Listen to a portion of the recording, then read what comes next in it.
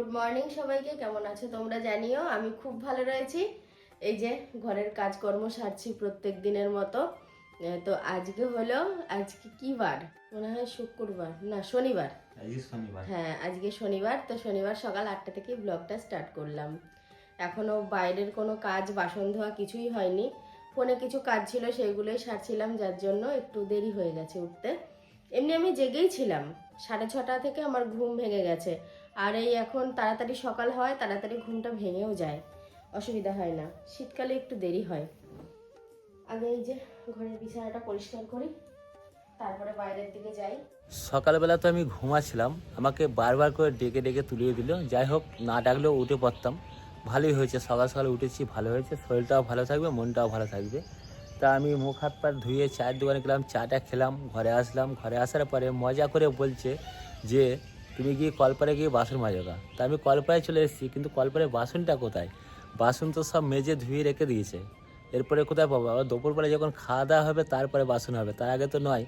তা যাই হোক, এখন কিছুটা কাজ আছে। কাজ বলতে কি, এখন সাথে রান্না করবে, আমাকে বাইরেতেই থাকতে হবে, কারণ হাতে হাতে জোগাড় করে দিতে হবে। এটা আমি খুব ভালোই পারি।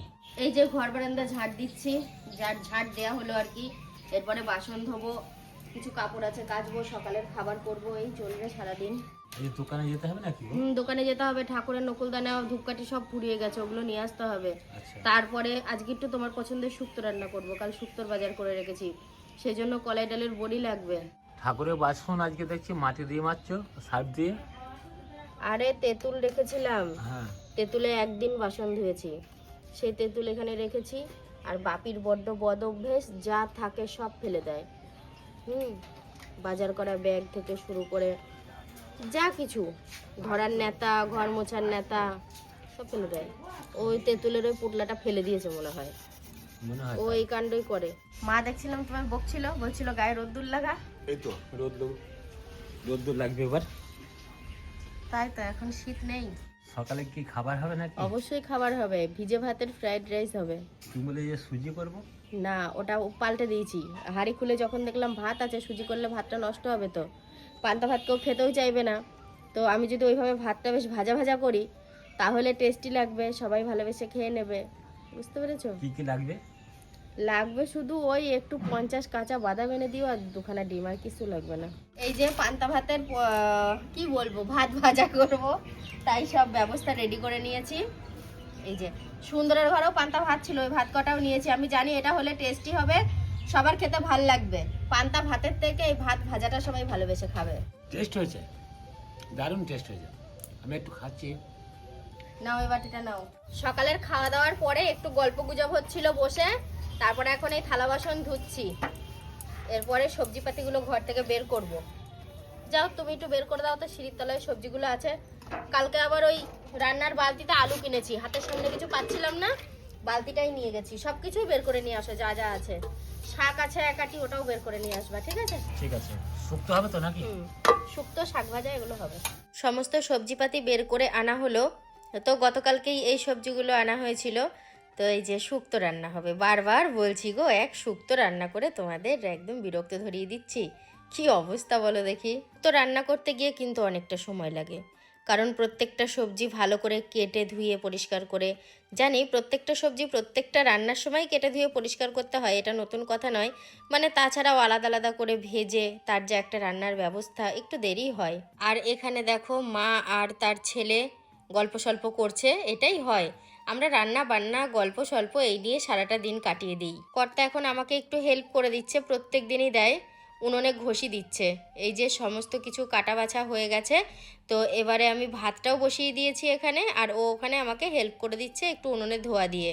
কাঠের উনুন জেলে দিয়েছি, তবুও না একটু একটু ধোয়া হচ্ছে, একটু নেড়ে চেড়ে দিচ্ছি। প্রথমে আমি কলাই ডালের বড়িগুলো ভেজে নিলাম, তারপরে একে একে সবজিগুলো ভাজবো, আর পেছনে ভাত হচ্ছে। ভাতটা হয়ে গেলে এখানে একটা তরকারি করব, শাক ভাজা করব, তাহলেই রান্না হয়ে যাবে। মা একটু যেন কোথাও গেছিল, সারাটা দিন থাকে না, একটু গোবর ঘষি টসি এগুলো নিয়ে নাড়াচাড়া করে, তো ওই দিকেই ব্যস্ত থাকে। আর এখানে কিন্তু আমি যে মা এরা শুধু একা নই, আমাদের প্রকাশবাবুও আছে। এই দেখো, ও আমাদের সাথে বসে বসে গল্প করছে, ওর মামাও রয়েছে। হলো বোধহয় রান্না। শুক্তোটা রান্না হয়েছে, আর পুরো রান্না হয়নি। দেখো এখনো শাকটা জলে ভেজানো, শুক্তোটা একটু কাছ থেকে বন্ধুদের দেখাও। দেখো শুক্তো কিন্তু অনেক রকমের হয়, আমরা ঘরোয়াভাবে যেরকম রান্না করি সেরকমটাই করেছি। আর অনুষ্ঠান বাড়ির শুক্তো কিন্তু আরেক রকম হয় খেতে, ওটা এটাও দুধ দারুণ টুধ হয়। অনেক কিছু দেয়, একটু সাদাটে টাইপের হয়। আর এটা আমি জিরে সর্ষে রাঁধুনি ভেজে গুঁড়ো করে জিরা আদা দিয়ে বানিয়েছি, আলাদা আলাদা করে সব ভেজে নিয়েছি। আমার ঘুমটাকে ডিস্টার্ব করে নিজে কম্বলটা নিয়ে ঘুমিয়ে পড়লো। আমি মোটেও ঘুমাইনি, আমি তোমার সাথে যাব কাকার দোকানে মুদিখানা সদাই আনতে। কোথা থেকে মানে হাতে করে কি নিয়ে এসে নাকের মধ্যে দিয়ে দিল, দিয়ে আমার ঘুমটা ভেঙে গেল। পচা আলু। পচা আলু নয়, পচা আলুর বড়া হয় খুব সুন্দর। আরে ওই বাপি এক গাদা করে আলু কিনে আনে, দিয়ে সুন্দর বকছে বাপিকে, আলু সব পচে গেছে, দিয়ে পচাগুলো আলাদা করলো আর ভালোগুলো আলাদা করেছে, দিয়ে পচা আলুর কি বাজে গন্ধ, দিয়ে আমি হাতে করে পচা আলুর রস এনে ওর নাকে দিয়ে দিয়েছি। মাদারীপুর হয়ে প্রতাপনগর হয়ে একদম আলু ছাড়া হলের কাছ দিয়ে ওখানে দই খেয়ে আবার শ্বশুর বাড়ি গিয়েছি। মানে কত ঘুরেছি সাইকেল নিয়ে তোমাকে পাওয়ার জন্য, ভাবতে পারো। আবার সাথে ধরো আমার থেকে ডবল চেয়ার আমার মামা শ্বশুর, তাকে টেনে টেনে নিয়ে গিয়েছি বস্তার মতন। তুমি কি কিছু ভাবতে পারো কি? দেখো কি কি খাইয়েছি। প্রথম কথা হচ্ছে প্রতাপনগরে ওখানে গিয়ে দই 200 গ্রাম করে, তারপরে আলু ছাড়া হলের কাছে গিয়ে চাউমিন আর পকোড়া, তারপর তোমার বাড়ির সামনে গিয়ে না ওই ওই হলেই ওইখানে আবার একটা কোল্ড ড্রিঙ্কস খেয়ে তারপর ধরো টানতে টানতে নিয়ে গেছি বাড়ি। অ্যাকচুয়ালি মানে যেটা সত্যি কথা, অনেকে ক্লিয়ার ভাবে বিষয়টা জানে না আমাদের বিয়েটা কিভাবে হলো। তো আমার বাবা মা কিন্তু দেখতে আসেনি, বিয়ের আগে এসেছিল। না, আমার মামা শ্বশুর এসেছিল, আমার দাদু শ্বশুর এসেছিল। হ্যাঁ, এই দুজনা দেখে গিয়ে মন্দিরে আমাদের দাদু বিয়ে হয়ে শ্বশুর গেল। যখন আসে 1 কাপ লিকার চা খাওয়াই, লিকার চা তো আমাদের মানে লিকার চাটাই বেশি হতো বাড়িতে, আমি খেতাম না তখন চা, লিকার চা। দাদু শ্বশুর দেখলাম চারদিকটা ঘুরলো, ঘুরে ঘুরে কি বুঝলো আমি বুঝতে পারিনি, পরে শুনতে পারলাম বিষয়টা, পরে জানতে পারলাম যে দাদু শ্বশুর নাকি হাড়ি কড়াই বাসনগুলা দেখছিল, খুঁজে খুঁজে পায়নি। না ওরকম না, বললো বাড়িতে বাথরুম নেই, আবার বাসনপত্রও কম, সেরকম জিনিসপত্র নেই। এবার একটা কথা বলি শোনো, রাগ করবা না।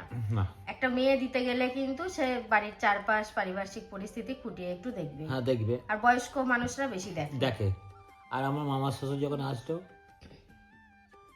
রাগ করবে না কিন্তু, হ্যাঁ, আমার মামা শ্বশুর যখন আসলো টুক টুক টুক টুক করে ঘরের মধ্যে নিয়ে গেলাম, বসলো, বসে মাথাটা হাজড়ালো, মাথাটা হাজড়িয়ে বললো সাধন এটা ঘর? আমি বললাম হ্যাঁ। দিয়ে বললো ঠিক আছে, দেখা হয়ে গিয়েছে। দিয়ে আবার ঘুরিয়ে নিয়ে আসলাম, ঘুরিয়ে তোমাদের বাড়িতে পৌঁছে দিয়েছি তখন। ঠিক আছে, সে তো ভালো। তো আচ্ছা, আর বিয়েটা কি করে হলো? যদি একদম সত্যিটা বলে, একদম পুরো পিওর সত্যি কথা বললে কিন্তু লজ্জা লাগবে। হ্যাঁ, যে প্রথম মানে বিয়ের ঘটনাটা, অ্যাকচুয়ালি আমি এক কথাই বলি, ওকে আমি যে খুব ভালোবেসে আবেগ নিয়ে বিয়ে করেছি তা না। আমার বাপের বাড়ি এতটাই গরিব ছিল, আর আমার দিদা বলতো কিছু নিব না, মাইয়াটারে বিয়া দিয়া দে। এই সোশ্যাল মিডিয়ায় এসে মিথ্যে কথা একটাও আমরা বলিনি এখন পর্যন্ত, আর বলবো কিনা জানো না, না। ক্লিয়ার ভাবে কিছু বলিনি, কিন্তু মিথ্যা বলিনি। হ্যাঁ, এবার একটা কথা বলি, তখন আমি স্পিনিং মিলে কাজ করতাম, মানে জামার যে সুতোটা হয় সেই সুতোটা তৈরি জামা করতাম। কেন, যে কোনো পোশাকের সুতো। হ্যাঁ, ওই জামা শাড়ি হাবি যে কোনো পোশাকের সুতো তৈরি করতাম। তা আমার সাথে একটা ওদের বাড়ির পাশে একটা বন্ধু, সেও কাজ করতো। দিয়ে বললো জানিস ওই জায়গাটা একটা মেয়ে আছে, যদি বিয়ে করিস খুব ভালো। আমি বললাম, আমি বিয়ে করবো না, অন্যজনা মেয়ে মানে খুঁজছে, তার জন্য বিয়ে দেবো। দিয়ে দেখতে গেলাম, খুঁজে খুঁজে খুঁজে খুঁজে তাকে পর্যন্ত নিয়ে গেছে। হ্যাঁ, যার কথা বাড়িটা বলেছিল। খুঁজে খুঁজে পেলাম না। এদিন আমি দেখালাম এই চায়ের দোকান, মানে ওদেরও বাড়ির সেই চায়ের দোকানের পাশে, আবার যে বাড়িটায় ঢুকেছি সে বাড়িটাও সেই চায়ের দোকান আলাদা, সে যেখানে চা খালাম গো। ও ভুল করে, তুমি ভুল করে আমার বাড়ি চলে গেছিলে, অন্য মেয়ের ঠিকানা দিয়েছিল কিন্তু। এবার ঠিকানাটা কিন্তু অন্য জায়গায় দিয়েছে। তারপর তো একদিন ওই সাইকেল নিয়ে যাচ্ছি, ও মাথা আর এ মাথা করছি, দেখি সুতো ঘোরাচ্ছে।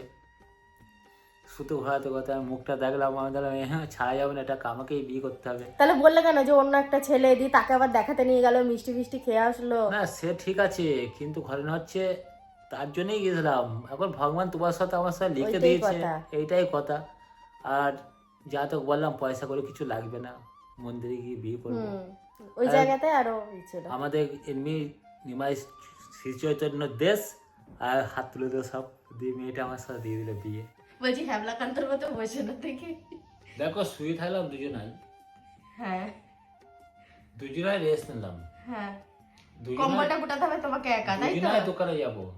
এই সকালবেলা ঘুম থেকে উঠে কম্বল গুটানো, আমি তো গুটালাম সকালে। আর এই বিকালবেলা কম্বল গুটানো। কেন, তুমি যে খাবার খাচ্ছ আমি রান্না করে দিচ্ছি না? কবে যে ভগবানকে ডাকছি কত তাড়াতাড়ি গরমটা পড়। গরমও আমার লাগবে, চাপ নেই। এটা তো বের হবে না। হবে হবে।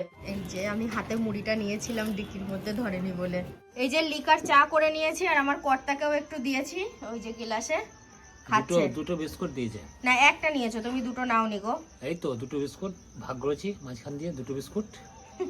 এই বাচ্চা ছেলে নাই। আমি বলছিলাম এটাই যে এখন আমি মুড়ি খাচ্ছি বাদাম দিয়ে। বাদামটা কই? সাদা মুড়ি, সাদা বাদাম মিশে গেছে। তুমি দোকান থেকে বাদাম নিয়ে আসলে তো? হ্যাঁ। আর রুটি বানিয়েছি, মা বাবার জন্য ভাত আছে, তরকারি ছিল না, ঠিক আছে, সেটা আমার ননদ বুঝতে পেরেছে। এবার আমি আমার কর্তাকে বললাম যে তরকারিতে তেমন কিছু নাই, অল্প একটু শুক্তো আছে, পেঁয়াজ লঙ্কা দিয়ে মোটামুটি আমরা দুজন ঠিক খেয়ে নেব। ভাত রুটি সব থাকবে, রুটিটা একটু বেশি করেই করেছি, ভাতটা অল্প আছে বলে। ওই দেখো আবার নিয়ে এসছে। কি ওটা? মাংস। মাংস? ওটা চিকেনও। এই আবার দিতে গেল কেন? এটা কি ঘি? ওটা ডিম সয়াবিন, সেটা ওই কথাটাই বলছিলাম। কোটোই কি ওটা তাই বলছে। ঘি কোনটা? এটা না, এটা ওটা গরম মশলা। বাহ, মাংস সেন্ট রয়েছে হেভি। রাজু রান্না করছিল। রাধুনি এটা দেখো। পিকনিকের রান্না। হ্যাঁ, আর যেটা বলছিলাম যে ও বুঝতে পেরেছে যে আমাদের তরকারিটা কম আছে, সোয়াবিন আলুর তরকারি দিয়ে গেল। আবার এখন আবার একটু মাংস আসলো, সব দিয়েই খাওয়াটা ভালো হবে। তোমাদের যার যা ইচ্ছা কমেন্ট করে নিও, রান্না করি না এটা ওটা সেটা। তবে একদিকে ভালো, মানে কি বলবো, আমার কিছু যদি তরকারি কম টম থাকে, আমার ননদ যদি বুঝতে পারে, ও আমাকে দেয়, মানে আমাদের চলে যায় আর কি, অসুবিধা হয় না। আর ভিডিওটা কি শেষ করে দেবো? শেষ করে দাও, রাত হয়ে গেছে তো। ঠিক আছে, তাহলে ভিডিওটা শেষ করে দিচ্ছি। সবাই ভালো থেকো, দেখা হচ্ছে কালকে থেকে। সবাইকে গুড নাইট।